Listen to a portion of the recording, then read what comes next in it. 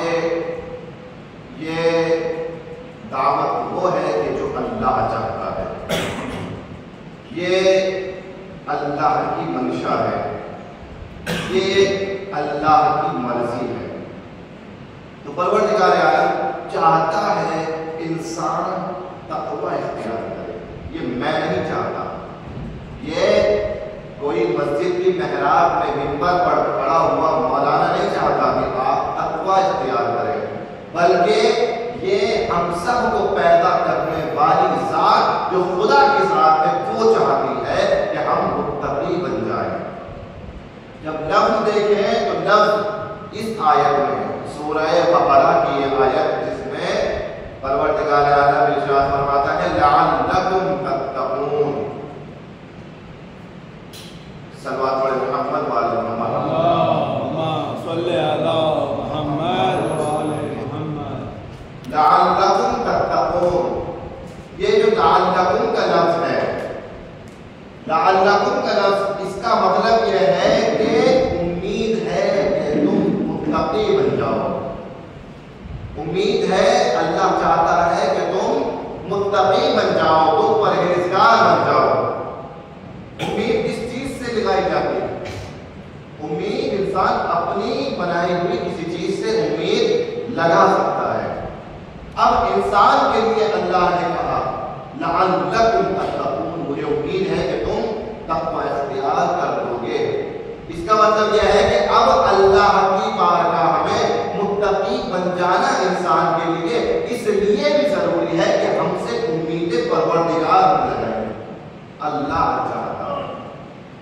یہ آیت جو نازل ہوئی سورہ بقرہ میں، یہ آیت دروازے بنی اسرائیل کے لیے نازل ہوئی ہے، اور بنی اسرائیل ایسی نافرمان اور سرکش قوم کہ جس کو اللہ نے طرح طرح سے پیغمبر بھیج کے ہدایت کی کوشش کی، مگر یہ قوم نہیں سنی۔ قرآن مجید میں بنی اسرائیل کی بہت سی داستانیں بیان کی۔ بنی اسرائیل اللہ نے کتنے نام و نخرے اس قوم کے اٹھائے، اتنے کسی قوم کے نہیں اٹھائے۔ انبیاء کو اللہ بھیج رہا ہے کہ انبیاء کو شہید کر رہے ہیں، اللہ طرح طرح کے ہدایت کے انتظام کر رہا ہے کہ اللہ کی آیتوں کو چھپا رہے ہیں، اللہ کی کتاب کو بیچ رہے ہیں، مگر پھر بھی اللہ ہر وقت ان کے ساتھ میں محبت سے پیش آ رہا ہے، لعلکم تتقون، تاکہ تم متقی بن جاؤ، امید ہے کہ تم متقی بن جاؤ۔ آخر میں جب پروردگار عالم نے دیکھا کئی مرتبہ بنی اسرائیل کو آزمایا، کئی مرتبہ امتحان دیا، جس میں سے ایک امتحان یہ تھا کہ جسے اس آیت میں قرآن نے پیش کیا، وَإِذْ أَخَذْنَا مِيثَاقَكُمْ وَرَفَعْنَا فَوْقَكُمُ الطُّورَ، اللہ نے کہا اے محمد وہ وقت یاد کرو کہ جب ہم نے تم سے میثاق لیا تھا، کس سے؟ یعنی بنی اسرائیل سے میثاق یعنی وعدہ لیا تھا۔ وَرَفَعْنَا فَوْقَكُمُ الطُّورَ، اور ہم نے تمہارے سروں پر پہاڑ کو معلق کر دیا تھا، وہ طور کو معلق کر دیا تھا۔ یہ داستان ایک عبرت انگیز داستان قرآن مجید کی ہے بنی اسرائیل کے لیے۔ جب مسلسل اللہ کی نشانیوں کے بعد جناب موسیٰ کے آنے کے بعد اور انبیاء کے آنے کے بعد بنی اسرائیل نہیں سدھری اور بنی اسرائیل نے اللہ کا تقوی اختیار نہیں کیا اور اس کی سرکشیاں جاری رہی، تو اللہ نے کیا کیا؟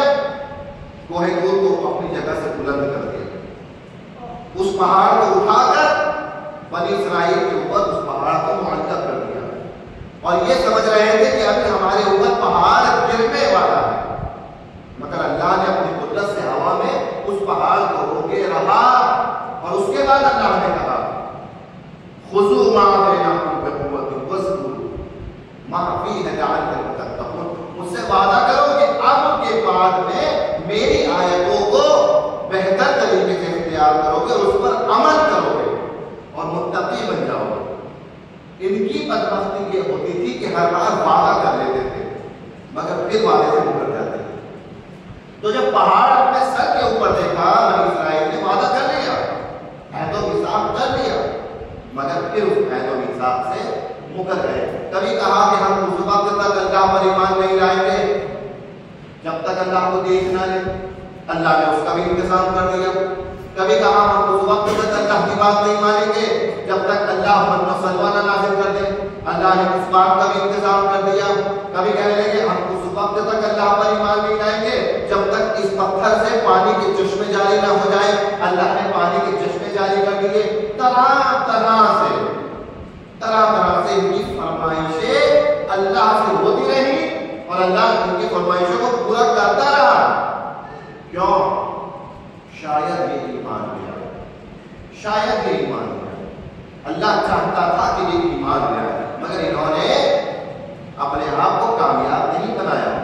اللہ کی راہ پر اپنے آپ کو نہیں لگایا. ایک اور اسی آیت کے آگے پروردگار عالم بیان فرماتا ہے کہ اسی قوم سے اللہ نے کہا تھا, بنی اسرائیل سے کیا کہا تھا؟ وَلَقَدْ عَلِمْتُمُ الَّذِينَ اعْتَدَوْا مِنكُمْ فِي السَّبْتِ فَقُلْنَا لَهُمْ كُونُوا قِرَدَةً خَاسِئِينَ. اور اس وقت کو یاد کرو, وَلَقَدْ عَلِمْتُمُ الَّذِينَ اعْتَدَوْا مِنكُمْ فِي السَّبْتِ, تم قوم والے اللہ کی باتوں کو مخالفت کرتے تھے. کس بات میں اللہ کی مخالفت کی؟ ہفتے کے دن شکار کرنے میں. اللہ نے یہودیوں کے لیے, قوم یہود کے لیے ہفتے کے دن کو عبادت کا دن بنایا. قوم مسیح کے لیے اللہ نے اتوار کے دن کو عبادت کا دن بنایا اور اسلام کے لیے اور مسلمانوں کے لیے اللہ نے جمعے کے دن کو عبادت کا دن بنایا. تو قوم بنی اسرائیل کے لیے, قوم یہود کے لیے ہفتے کے دن کو عبادت کا دن بنایا تھا کہ اس دن اللہ کی عبادت کرنے کے لیے آنا. اور یہ کام کیا کرتے تھے؟ ان کا کام شکار کرنا. یہ شکار کیا کرتے تھے. جب یہ مچھلیوں کو شکار کرتے تھے تو اللہ کے پیغمبر نے کہا ہفتے کے دن شکار کرنا حرام ہے, جاؤ نماز پڑھو, عبادت کرو اللہ کی. مگر یہ لوگ دیکھتے تھے کہ ہفتے ہی کے دن سمندر میں مچھلیاں زیادہ آ رہی ہیں, اب کیا کیا جائے, امتحان ہے. تو یہ لوگ کیا کرتے تھے؟ یہ لوگ ہفتے کا شکار بھی, ہفتے کا جال بھی جمعے کی رات میں ڈال کر آ جاتے تھے اور یہاں سے نماز پڑھ کے جاتے تھے اپنے اپنے عبادت خانوں سے, اپنے اپنے معبد سے, اور اس کے بعد میں وہ شکار ہوئی مچھلیوں کو لے کر آ جاتے تھے. مگر اللہ کی بات کی انہوں نے لاج نہیں رکھی. یہاں تک کہ کونوا قردۃ خاسئین, اللہ نے پھر ان کے بارے میں ایک ایسا فیصلہ کیا جو بڑا عجیب فیصلہ تھا. اللہ نے ان کو بندر بنا دیا, بندر کی شکل میں مسخ کر دیا. کونوا قردۃ خاسئین فجعلناها نکالا بین یدیہا وخلفہا وموعظۃ للمتقین. اور اس واقعے کو اللہ نے متقیوں کے لیے موعظہ, نصیحت بنا دیا. آج کا زمانہ بڑا رحمتوں کا زمانہ ہے اور یہ رحمت کس کے سبب ہم پر ہے؟ اہل اسلام پر یہ رحمت حضرت محمد مصطفیٰ صلی اللہ علیہ وسلم. اللہ نے اپنے بندوں سے عذاب دنیاوی کو روک رکھا ہے رحمت للعالمین کے سبب. آج اللہ کسی کو جانوروں کی شکل میں مسخ نہیں کرتا. آج اللہ کسی گنہگار کا فوراً عذاب نہیں کرتا. کیوں؟ رحمت للعالمین کی امت ہے. آج رحمت للعالمین محمد و آل محمد کی وجہ سے یہ تمام عذاب رکے ہوئے ہیں, مگر گناہ آج بھی ہو رہے ہیں, مگر یہ جنایت کاریاں آج بھی ہو رہی ہیں. تو پروردگار عالم کیا چاہتا ہے؟ سب سے پہلے ہمیں اپنے آپ سے پوچھنا چاہیے. اللہ کہہ رہا ہے لعلکم تتقون, مجھے امید تم سے یہ ہے کہ تم متقی بن جاؤ گے. اب دنیا کی ذمہ داری یہ نہیں ہے کہ وہ یہ سوچے کہ میرے گھر والے مجھ سے کیا چاہتے ہیں, وہ یہ سوچے میرا سماج مجھ سے کیا چاہتا ہے, وہ یہ سوچے کہ دنیا مجھ سے کیا چاہتی ہے, وہ یہ سوچے میرے بیوی بچے مجھ سے کیا چاہتے ہیں. بلکہ انسان کی سب سے پہلی ذمہ داری یہ ہے کہ وہ یہ دیکھے کہ میرا خدا مجھ سے کیا چاہتا ہے. پہلی ذمہ داری یہ دیکھے کہ خدا کیا چاہتا ہے, اور اگر یہ ذمہ داری پوری کرتی میرا خدا مجھ سے کیا چاہتا ہے تو باقی تمام ذمہ داریوں میں خدا ضرور مدد کرے گا. مگر آج کا معاشرہ, آج کی سوسائٹی خدا کو چھوڑ کر دنیا میں سب کو دیکھتے ہیں کہ کون ہم سے کیا چاہتا ہے, مگر صرف دیکھتے نہیں کہ خدا ہم سے کیا چاہتا ہے. عزیزو لعلکم تتقون, خدا چاہتا ہے کہ ہم متقی بن جائیں. کون ہمارے بارے میں بہتر سمجھ سکتا ہے؟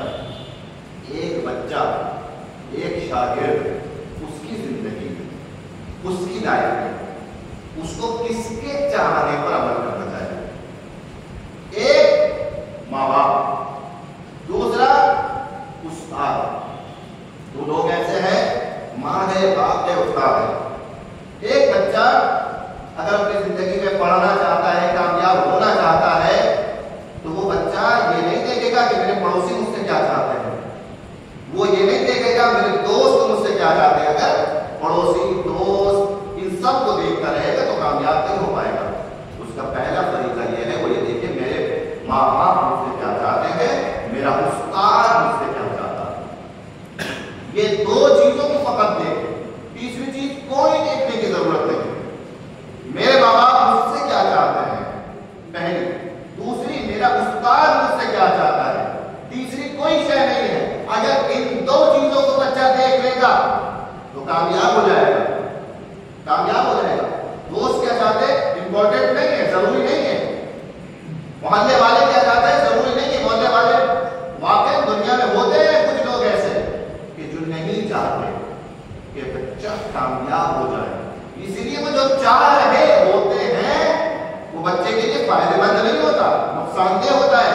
لیکن کچھ لوگ ایسے ہوتے ہیں کہ جو چاہتے ہیں بچے سے وہ بچے کے لیے فائدہ مند ہوتا ہے. ماں جو بچے سے چاہتی ہے وہ بچے کے لیے مفید ہوتا ہے. استاد جو بچے کے لیے چاہتا ہے وہ بچے کے لیے مفید ہوتا ہے، چاہے اسکول کا استاد ہو یا مدرسے کا استاد ہو.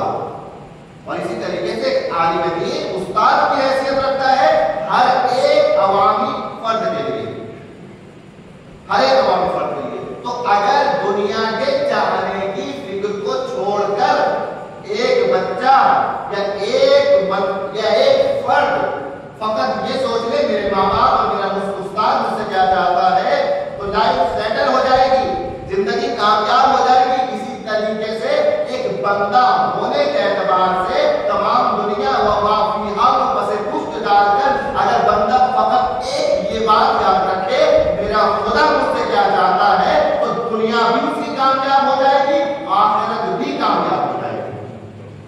ابھی نماز کا وقت ہو گیا ہے، اب میرا خدا مجھ سے کیا چاہتا ہے. ابھی روزی کمانے کا وقت ہو گیا ہے، میرا خدا مجھ سے کیا چاہتا ہے. یہ سب سوال بندوں کے لیے ہر وقت کیا چاہتا ہے. اگر انسان سوال اپنے آپ سے پوچھے میرا خدا مجھ سے کیا چاہتا ہے، کیا چاہتا ہے وہ کہ میں اس وقت مسجد میں جا کے نماز پڑھوں، یا وہ چاہتا ہے کہ میں جہاں ہوں وہیں بیٹھا رہوں. روزی کا سوال آئے کیا چاہتا ہے کہ میں جیسی بھی روزی ہاتھ آئے لے لوں، حلال ہو حرام ہو جائز ہو ناجائز ہو اپنی ہو پرائی ہو، یا وہ یہ چاہتا ہے کہ میں حلال طریقے سے کسب کروں تاکہ میں بھی پاک غذا کھاؤں، میرا بچہ بھی پاک غذا کھائے. ابھی میرے پاس مال ہے تو اللہ کیا چاہتا ہے مجھ سے کہ اس مال کو جتنا بھی ہے سب بینک بیلنس کر دوں، یا اس میں خمس بھی واجب ہوگا، زکات بھی واجب ہوگی. ہر مرحلے میں انسان کو ایک ہی ذات دیکھنی ہے، اللہ کیا چاہتا ہے. جو اللہ چاہتا ہے وہی ہم سے رسول چاہتا ہے، اور جو رسول چاہتا ہے وہی ہم سے وقت کے امام حضرت امام زمانہ چاہتے ہیں.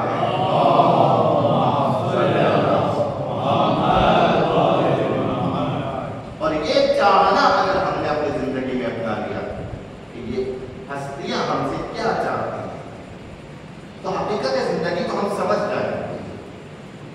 شہادتوں کا دور، اور واقعی شہادتوں کا دور ایسا دور ہے کہ جس میں علی کے چاہنے والے صفحے اول میں نظر آئیں گے. کیوں؟ وہ کیوں آگے جانے کے بعد میں اپنے سینے پہ گولی کھا رہے ہیں، وہ کیوں اپنی جان کا نذرانہ پیش کر رہے ہیں، اپنی زندگی کی لذتوں کو چھوڑ کر، اپنے بچوں کے فیوچر کی فکر کو چھوڑ کر اپنی دنیا سجانے بسانے کے بجائے وہ لوگ اسلام کے نام پہ قربان ہو رہے ہیں. کیونکہ انہوں نے اپنے آپ کو جواب دے دیا ہے اس بات کا کہ اللہ مجھ سے کیا چاہتا. اللہ مجھ سے چاہتا ہے کہ اس کی راہ پر ایسا لگ جاؤں کہ سامنے اگر میزائل بھی آئے تو مجھے نہ گرا سکے، سامنے اگر تلواریں بھی آئے تو مجھے متزلزل نہ کر سکے. عزیزان محترم، یہ سیرت تھی حسن نصر اللہ، یہ نمونہ حسن نصر اللہ بن کے دکھائے اپنی زندگی میں. آپ دیکھیں عزیزان محترم،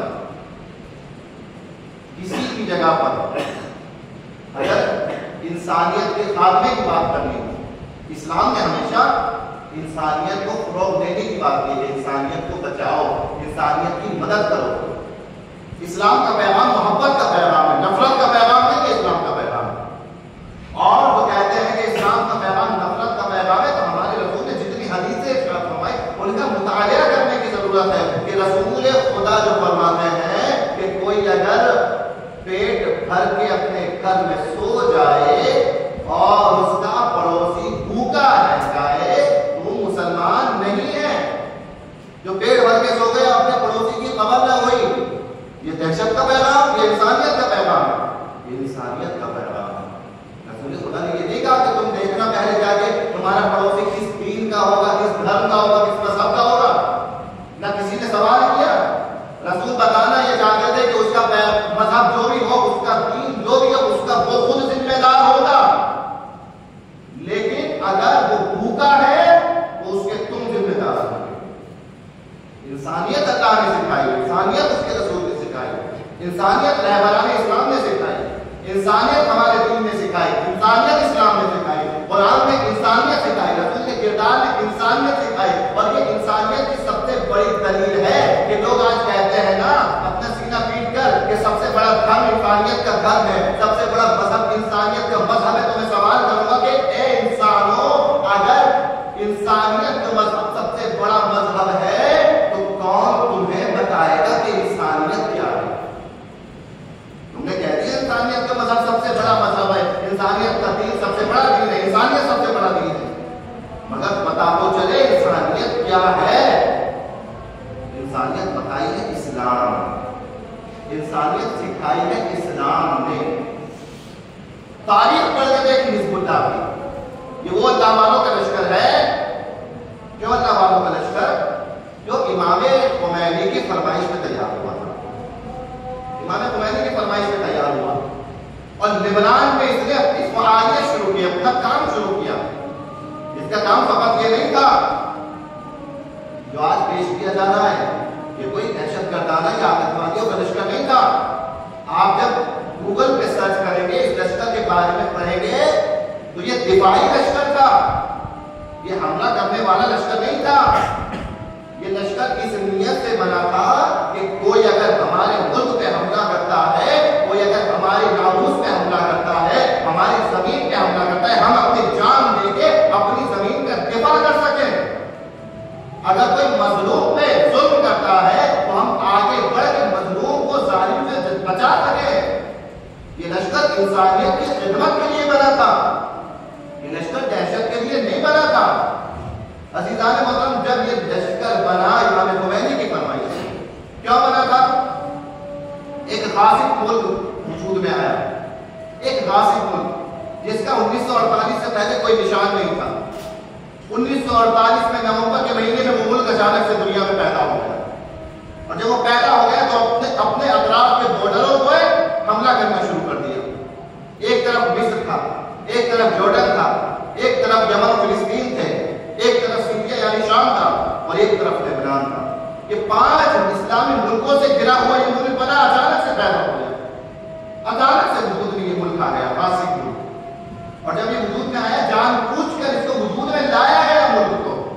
تو اس نے جب اس کو معمولی سی جگہ ملی، اچھا ان کی عادت یہ تھی، آل یہود کی عادت یہ تھی کہ یہ دنیا میں مارے پھرتے تھے. ان کا کہیں مستقل ٹھکانہ نہیں تھا. اتنے انبیاء کو قتل انہوں نے کیا، رسول خدا پر ایمان نہیں لائے، دنیا میں مارے پھرتے تھے. خیبر کے بعد ان کی اوقات اور حیثیت دنیا میں کچھ نہیں ہے. خیبر کے بعد، خیبر کی ذلت کے بعد دنیا میں ان کا کوئی پوچھنے والا نہیں تھا. 1925 میں جا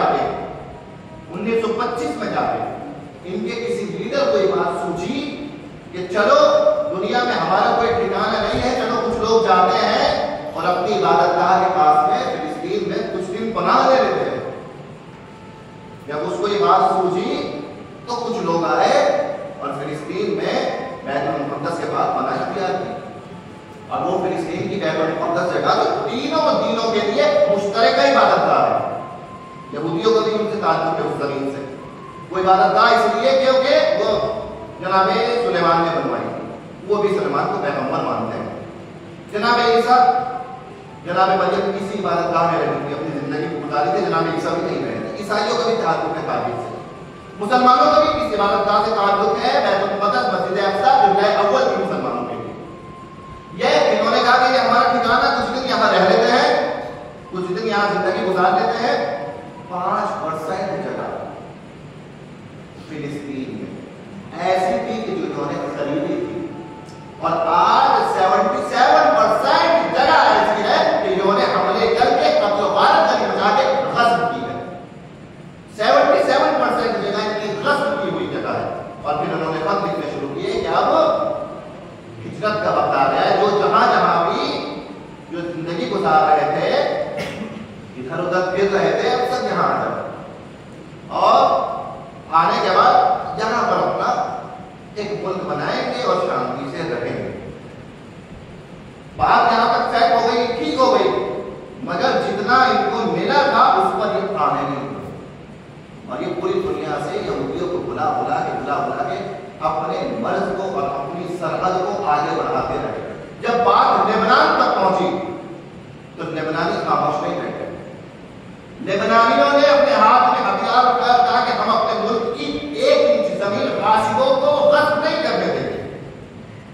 ایت اللہ خامنہئی مشت پناہی کے طور پہ کھڑے تھے, اور یہ سلسلہ 1992 تک چلا, جب 1992 میں حزب اللہ کے سربراہ سید محمد عباس موسوی کو ان کی پوری فیملی کے ساتھ اسرائیل میں شہید کروا دیا. پوری ختم ہو گئی تھی حزب اللہ, اور سب نے یہ سوچ لیا تھا کہ حزب اللہ یہ ٹیم جو ہے جو اپنے ملک کی حفاظت کے لیے بنی تھی, اب یہ بالکل تباہ ہو گئی, اب کچھ نہیں بچا ہے اس میں. اور اب 2-3 دن بعد اسرائیل حملہ کرے گا, پورے فلسطین کو لے لے گا, پورے لبنان کو لے لے گا, ختم کہانی. مگر تشییع جنازہ کے بعد میں جب پہلی بار منبر پر سید حسن نصر اللہ آئے 1992 میں, اور ان کے جوشیدہ خطاب کو دنیا نے سنا, تو پھر وقت کا ظالم یہ سمجھ گیا ہے کہ اب ممکن نہیں ہے کہ ہم اپنے ارادوں میں کامیاب ہو جائیں, کیونکہ اس کے لہجے سے تو نہیں لگتا کہ یہ ہمیں کامیاب ہونے دے گا. اور یہ 1992 سے جو خدمت شروع کی حسن نصر اللہ رحمت اللہ علیہ, خدا ان کو اعلیٰ درجات نصیب فرمائے. وہ آج تک خدمت باقی ہے, گلے کی ہڈی بن رہے تھے. 1992 میں جس زمین کو سوچ رہے تھے ہاتھوں کا رکھا ہوا حلوہ ہے, کبھی بھی کھا لیں گے, 32 سال تک اس زمین کے 1 انچ ٹکڑے کو لینے نہیں دیا. یہ حسن نصر اللہ کی پلاننگ تھی.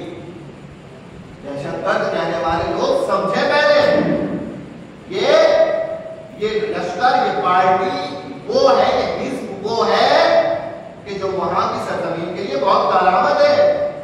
حزب اللہ ایک دفاعی پارٹی کے ساتھ ساتھ پولیٹیکل پارٹی بھی ہے. لبنان کی حکومت میں 128 اسمبلی سیٹیں ہیں, جس میں سے اس وقت میں 13 حزب اللہ نے جیتی. 13 کرسیاں حزب اللہ کے پاس ہے, 13 پارلیمنٹ کے ممبر حزب اللہ کے ہیں. آج ہندوستان کے ٹی وی چینل والوں کو یہ پتا چل گیا کہ آتنکوادیوں کا گروہ ہے, مگر جس ملک سے یہ ہے اس ملک والے انہیں چن بھی رہے ہیں, پارلیمنٹ میں بھیج بھی رہے ہیں, انہیں معلوم نہیں ہوا یہ کون ہے. جو آج کی میڈیا آگے سے بڑھ کے الزامات لگاتی ہے, وہ پہلے جا کے سرچ کرے کہ کون کیا اہمیت رکھتا ہے.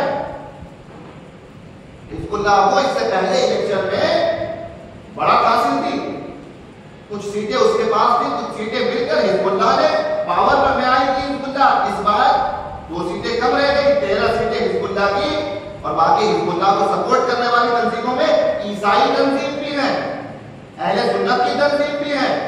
اگر یہ آتنکواد ہوتا, اگر حزب اللہ دہشت گرد ہوتے تو سب سے پہلے اپنے ملک سے عیسائیوں کو مارنے لگاتے, اپنے ملک میں بہرشیہ کو رہنے نہ دیتے. مگر انہوں نے کہا نہیں, اپنے ملک کی حفاظت کرنی ہے, کوئی کسی مذہب کا ماننے والا ہو, لیکن اگر لبنانی ہے تو اس کی حفاظت حزب اللہ کا فرض ہے. حزب اللہ کی ٹیم نے, حزب اللہ نے اسکول جتنے لبنان میں بنائے اتنے کسی اور پارٹی نے نہیں بنائے. حزب اللہ نے جتنے مدرسے کھولے، جتنے ہاسپٹل بنائے، اتنے کسی اور پارٹی نے نہیں بنائے ہاسپٹل. اور آرام سے ٹی وی چینل پہ بیٹھ کر جس نے کبھی کتاب نہ پڑھی ہو وہ اینکر بن گئے اور کہنے لگے کہ نصر اللہ آتنکوادی کا معاذ اللہ. اگر ہسٹری پڑھ کے دیکھتے تو پتہ لگتا، مگر یہ فیس بک اور واٹس ایپ یونیورسٹی کے اسٹوڈنٹ رہے ہیں، انہیں کسی چیز کے بارے میں کچھ نہیں پتا. ان لوگوں کو جو ان کے آقاؤں نے سکھا دیا ہے وہی آ کر بولنا ہے انڈیا میں. عزیزان محترم، بہت ہوشیار رہنے کا وقت ہے، بہت حساس وقت ہے. کون کہہ رہا ہے؟ حسن نصر اللہ کو لوگ کہہ رہے ہیں کہ جن کی خود تعلیمی کمی. آپ کو نہیں پتا امریکہ نے لسٹ جاری کی تھی دنیا میں دہشت گردانہ تنظیم، اس میں حزب اللہ بھی. امریکہ نے لسٹ جاری کی تھی. جو ہندوستان نے لسٹ جاری کی ہے انڈین گورنمنٹ میں، اس میں حزب اللہ نہیں ہے الحمدللہ. جو امریکہ نے جاری کی اس میں حزب اللہ ہے، اور اس میں فقط حزب اللہ نہیں ہے، دہشت گردانہ تنظیموں میں المصطفیٰ انٹرنیشنل یونیورسٹی کا نام ہے جس سے یہ بندہ حقیر تعلیم حاصل کر کے آیا ہے ایران. وہ یونیورسٹی جو پڑھائی کے لیے بنائی گئی ہے اسے امریکہ نے دہشت گردانہ یونیورسٹی بنایا. حرم امام رضا کا نام ہے دہشت گردانہ تنظیموں میں امریکہ کی. امریکہ کی بنائی ہوئی لسٹ میں حزب اللہ کا نام ہے، امریکہ کی بنائی ہوئی لسٹ. دنیا تاریخ میں جتنے بےکس اور مظلوموں کو امریکہ نے مارا ہے اتنا کسی آتنکوادی نے نہیں مارا. 245 سال کی، صرف 245 سال کی ہسٹری ہے امریکہ کی، اور 245 سال کی ہسٹری میں کتنے لوگ موت کی گھاٹ ڈالے گئے ہیں میں آپ کو ایک دن میں لسٹ بنا کر نہیں دے سکتا. صرف موٹی موٹی اگر باتیں آپ کو یاد ہیں. 1945 میں جاپان پر حملہ کیا اور ہیروشیما اور ناگاساکی دو بڑے بڑے جاپان کے شہر جب پرمانو حملہ کیا ایک دن میں 3 لاکھ لوگ مرے تھے. آج کوئی تنظیم آئے اور کہے کہ امریکہ کی یہ حرکت کی آتنکوادی ملک ہے. ایک دن میں 3 لاکھ لوگ مرے جاپان میں، مگر سب خاموش. سپر پاور آقا نے سب کا. اس کے بعد کوریا میں حملہ کیا، 2.25 لاکھ لوگ مارے، دنیا خاموش. اردن پہ حملہ کیا. 1945 سے سن 2000 تک ان 55 سالوں میں 22 ملکوں کو اس نے برباد کیا. 22 ملکوں کو جو آج دوسروں کے لیے لسٹ بنا رہے ہیں کہ دہشت گردانہ کون کون ہے، اس خود نے 22 ملکوں کو برباد کیا ہے. افغانستان میں اپنی فوج بھیج کے افغانستان کو برباد کر دیا، عراق میں اپنی فوج بھیج کے عراق کو برباد کر دیا، عراق میں حملہ کر دیا، سیریا کو برباد کر دیا. ایران کے پڑوس میں عراق ملک موجود ہے، مگر ایران اور عراق کے آپ جب فرق کو دیکھیں گے تو زمین آسمان کا فرق ہے. آج تک عراق اپنے قدموں پہ کھڑا نہیں ہو سکا. ایسی کاری سر ماری ہے اس یزید وقت. عراق کو بنانے نہیں دیا بالکل بھی. آج عراق میں نہ صحیح سے بجلی ہے، نہ پانی ہے، نہ ٹرین ہے، نہ کوئی اور فیسلٹیز عراق کی سرزمین پہ موجود ہے. کیوں؟ یہی عراق کی بربادی کا سبب، یہی سیریا کی بربادی کا سبب، یہی یمن کی بربادی کا سبب، یہی افغانستان کی بے بسی کا سبب. دنیا کے 22 ملکوں پہ حملہ کر کے جس نے مظلوموں کی جان لی اور لاکھوں کروڑوں کی جان لے کر اپنے آپ کو سپر پاور کہلوایا. ہماری نظر میں نصر اللہ دہشت گرد نہیں ہے، بلکہ یہ سپر پاور جسے آپ سمجھتے ہیں یہ سب سے بڑا دہشت گرد ہے. اور اپنے معیار سے ہم پیچھے نہیں ہٹتے.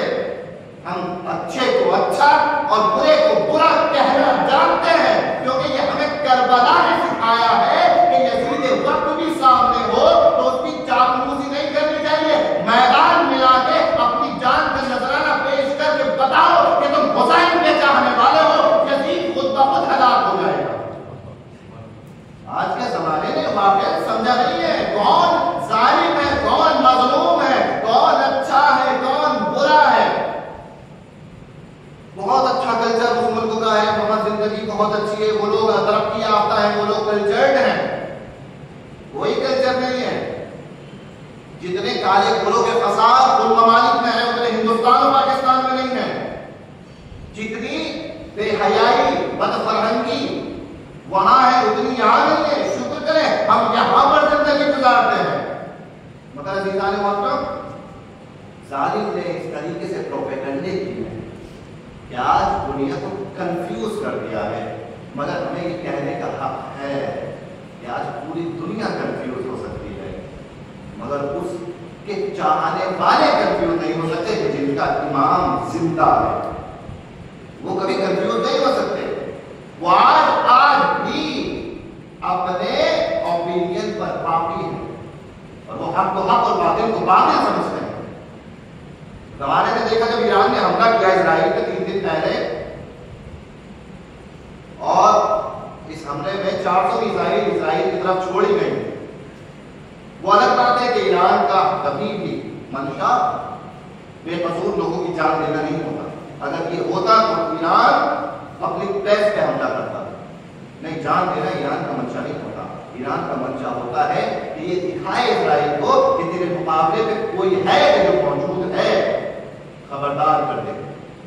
जो इन मिसाइल से हमला किया गया इजराइल के ऊपर, आप देखें कोई बेकस की जान लेगी, मजलूम की जान लेगी। मगर जब हसन नसरुल्लाह पे हमला किया गया, एक बम एक घर को तबाह कर सकता है। 1 किलो बम, 1 किलो बम।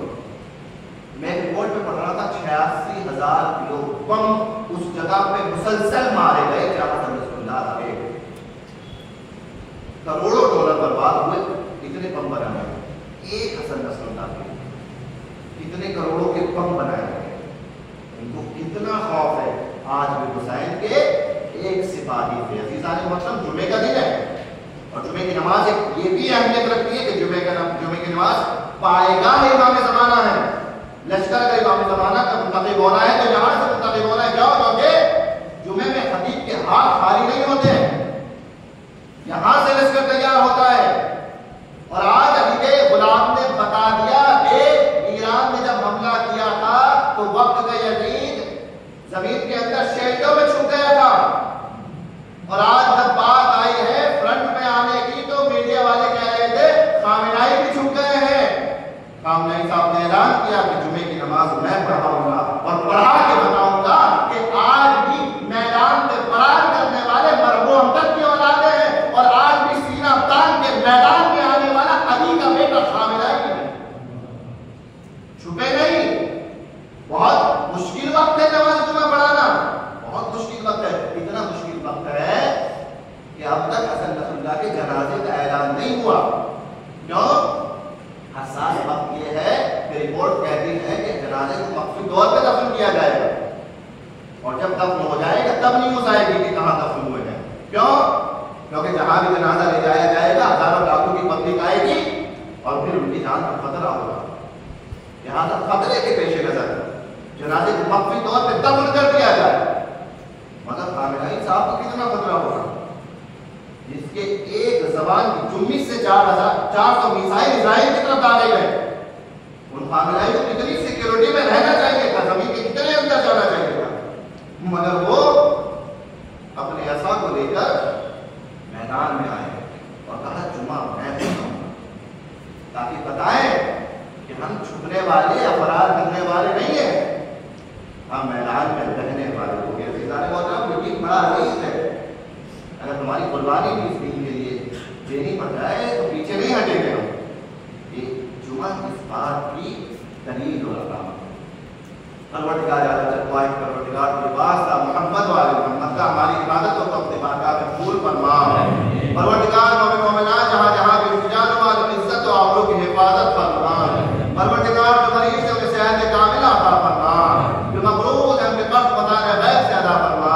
वालिद जो औलाद है उन्हें औलाद सालिह अता फरमा, जो साहिब औलाद है उनकी औलाद को नेक राह पे चलने की तौफीक अता फरमा। परवरदिगार जो मोमिनीन बेरोजगार हैं उन्हें नेक रोजगार अता फरमा, जो साहिब रोजगार हैं उनके रोजगार में तरक्की अता फरमा। परवरदिगार हम सब के लिए दुआओं को अपनी बारगाह में कबूल फरमा। परवरदिगार आज की सबसे अहम दुआ यही है रहमत मुहस्सब जो आज यकीनन एक सख्त वक्त में है, उन पर भी मुसीबतें हैं और नए तमीर और नए सरबराह हिज़्बुल्लाह के उन पर भी सख्त वक्त है।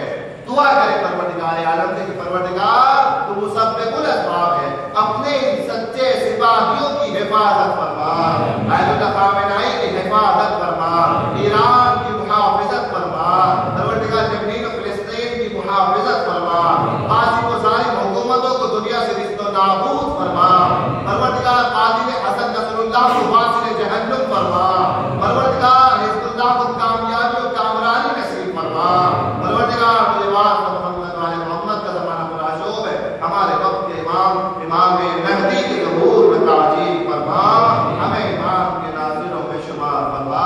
بسم اللہ الرحمن الرحیم والعصر ان الانسان لفی خسر الا الذین آمنوا وعملوا الصالحات وتواصوا بالحق وتواصوا بالصبر۔